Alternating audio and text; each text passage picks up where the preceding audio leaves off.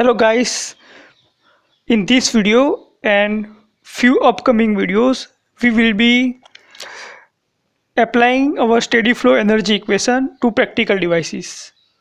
In this video we will analyze a nozzle using steady flow energy equation.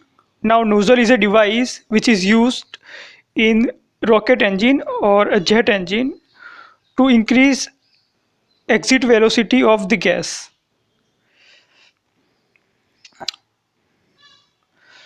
Now if flow is subsonic, that is velocity of gas is less than velocity of sound, then we will have this convergent type of nozzle. And in this case, this type of nozzle is used in jet engine. So in this case, let us say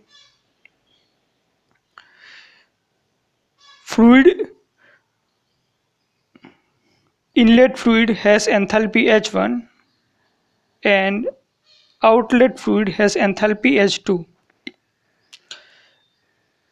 Let's say inlet velocity is C1 and outlet velocity is C2.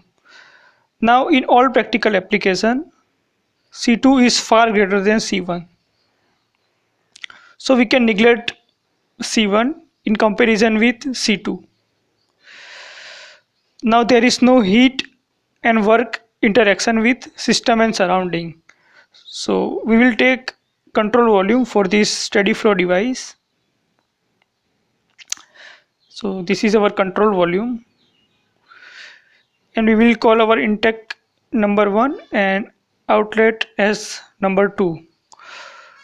Now we will implement our steady flow energy equation to analyze this nozzle. So we will take inlet energies H1 plus kinetic energy half C1 square, and these energies are described per kilogram of mass entering in the system, is equal to H2 plus half C2 square.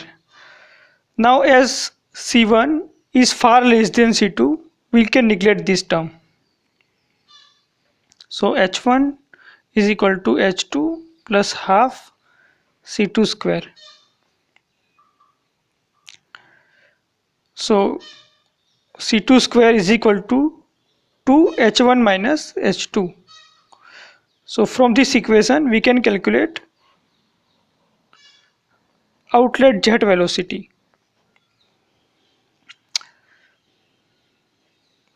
And from this velocity we can calculate thrust force exerted on the nozzle.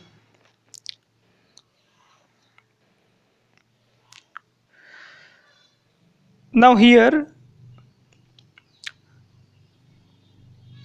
we can assume gas involved in this analysis as an ideal gas, because it is at very high, usually in all practical application it is at very high pressure and temperature.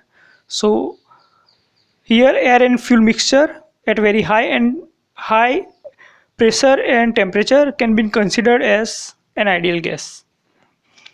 So H1 and H2 are function of temperature only, for ideal gas. Let me actually derive this relation. So we have defined enthalpy is equal to internal energy plus pressure into volume. Now for ideal gas, PV is equal to MRT, and for ideal gas internal energy is function of temperature only, that we have seen earlier. So this is function of temperature, and PV is also only function of temperature. So H will be only function of temperature.